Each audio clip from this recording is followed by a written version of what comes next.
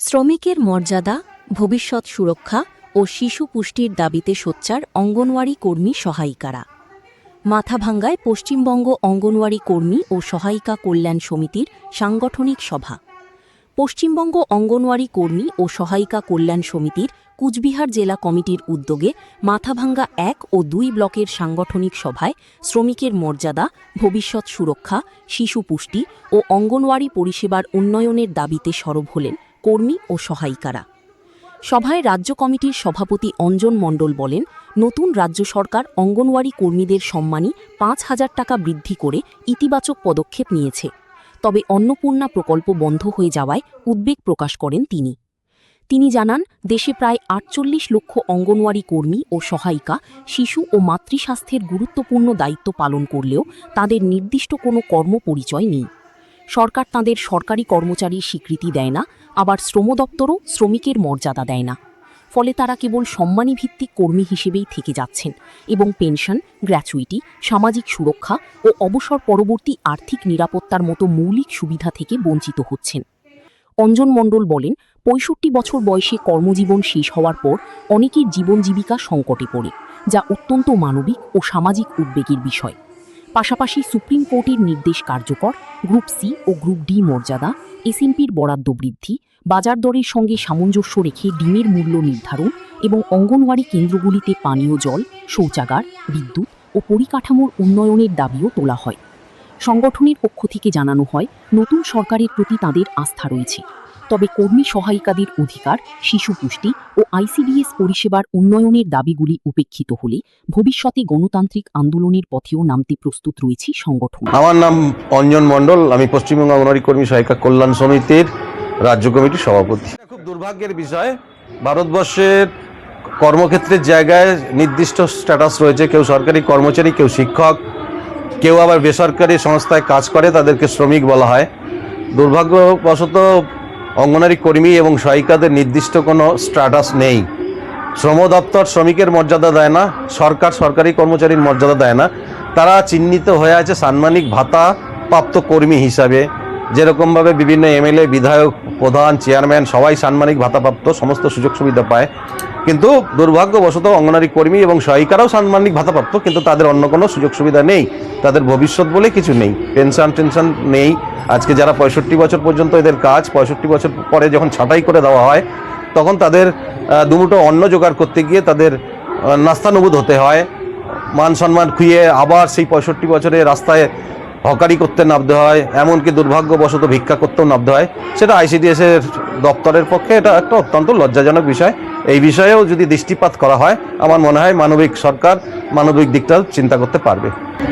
পশ্চিমবঙ্গ অঙ্গনওয়াড়ি কর্মী সহায়িকা কল্যাণ সমিতির কুচবিহার জেলা কমিটির পক্ষ থেকে আজকে মাথাভাঙ্গা ১ এবং ২-এর সাংগঠনিক সভা ডাকা হয়েছে। আমাদের পশ্চিমবঙ্গ অঙ্গনওয়াড়ি কর্মী সহায়িকা কল্যাণ সমিতি অরাজনৈতিক সংগঠন। আমাদের গোটা পশ্চিমবঙ্গে সমস্ত জেলায় কর্মী এবং সহায়িকাদের দীর্ঘদিন ধরে ঐক্যবদ্ধ করার কাজ চলছে সাংগঠনিক বৈঠকের মধ্যে দিয়ে। আমাদের লক্ষ্য রয়েছে সমস্ত কর্মী এবং সহায়িকাদের ভবিষ্যৎ সুনিশ্চিত করা। আজকে গোটা ভারতবর্ষে ৪৮ লক্ষ কর্মী এবং সহায়িকা এই কাজের সাথে যুক্ত।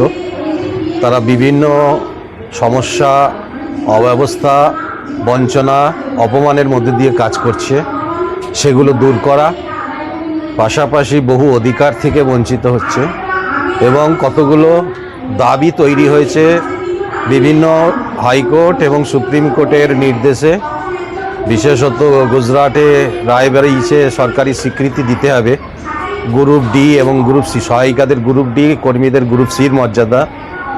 সুপ্রিম কোর্টে সেই কেস গেছে, সেই কেসে আমাদের সবাইকে ঐক্যবদ্ধ করে লড়াই করা। সুপ্রিম কোর্ট গ্র্যাচুইটির অর্ডার দিয়েছে, সেটা আদায় করা। সেটাও গোটা ভারতবর্ষে আমাদেরকে হাইকোর্ট, সুপ্রিম কোর্টেও লড়াইতে যেতে হবে। পশ্চিমবঙ্গে নতুন সরকার প্রতিষ্ঠিত হয়েছে। বিগত সরকার বহু বঞ্চনা, অব্যবস্থা করে রেখেছিল, আমাদের দপ্তরের কাজের মধ্যে দুর্নীতি দানা বেঁধেছিল।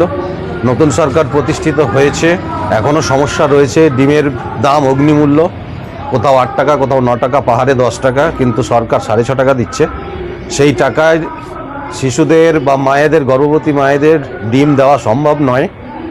ডিমের দাম আমরা বৃদ্ধি করার জন্য প্রস্তাব দিচ্ছি আপনাদের মাধ্যমে, এবং আমরা আগেও চিঠি করেছি সমস্ত জায়গায়। আমরা নতুন সরকারকে ধন্যবাদ জ্ঞাপন করব যে তারা ক্ষমতায় এসে যা আইসিডিএসের 50 বছরের মধ্যে হয়নি 5,000 টাকা বৃদ্ধি করেছে। পাশাপাশি দুর্ভাগ্যের বিষয় অন্নপূর্ণার বিষয়টা তো তাদেরকে কেটে দেওয়া হয়েছে, সেই সঙ্গে চলছে। নতুন সরকারের প্রতি আমাদের আস্থা আছে, বিশ্বাস আছে। আশা করব তারা সমস্ত দিকটাই যেরকমভাবে দেখছে আইসিডিএসের দিকটাতেও লক্ষ্য রাখবেন। এসএনপির মূল্যটা বাড়ানো উচিত, যেভাবে মিড ডে মিলের টাকা বাড়িয়েছে যাতে পুষ্টি সঠিকভাবে শিশুদের পুষ্টি দেওয়া যায়, সেক্ষেত্রে এসএনপি বাড়ানোটা অত্যন্ত জরুরি। পরিকাঠামো উন্নয়ন অত্যন্ত জরুরি, কারণ 0 থেকে 6 বছরের শিশুদের ভবিষ্যৎ তৈরি করে দিচ্ছে আইসিডিএসের মধ্যে দিয়ে। সেখানে পানীয় জল, শৌচালয়, ঘরের অভাব রয়েছে, ইলেকট্রিকের অভাব রয়েছে। সেগুলো সম্পূর্ণ যদি দূর করা হয় তাহলে শিশু কেন্দ্রগুলো অনেক সুন্দরভাবে গড়ে উঠতে পারে, ভারতবর্ষের ভবিষ্যৎ প্রজন্ম নতুন দিশা দেখতে পারে। আমরাও সংগঠনও সেই লক্ষ্যে কাজ করছে, সরকারের সাথে সহযোগিতা করে এগোবে আমরা লক্ষ্য রাখবো। যদি দেখা যায় যে সরকার বিগত সরকারের মতোই 34 বছর বামপন্থী সরকার, 15 বছরের তৃণমূল সরকারের মতো যদি আইসিডিএস দপ্তরকে অবহেলায় রাখে, কর্মী এবং সহায়িকাদের বঞ্চনা করে, অবহেলা করে, শিশুদের পুষ্টির কথা বিবেচনা না করে, তাহলে আমরাও গণতান্ত্রিক লড়াইয়ের পথে যাব। সেই প্রস্তুতিও আমরা নিয়ে রাখছি। আমরা আশা করব সেই পথে আমাদের যেতে হবে না। নতুন সরকার প্রতিষ্ঠিত হয়েছে, তারা নতুন বাংলা গড়তে চাইছে, সেই নতুন বাংলার মধ্যে আইসিডিএস দপ্তরটাও পড়ছে, সেটা নতুন বাংলার বাইরে নয়। তাই আমাদের বিশ্বাস ভরসা আছে নতুন মুখ্যমন্ত্রী সেই দায়িত্ব পালন করবে। বিগত দিনেও আমাদের বর্তমান মুখ্যমন্ত্রী আমাদের সংগঠনের সমস্ত রকমভাবে সহযোগিতা করেছে, আমাদের সমস্ত ভালো মন্দ দেখেছেন।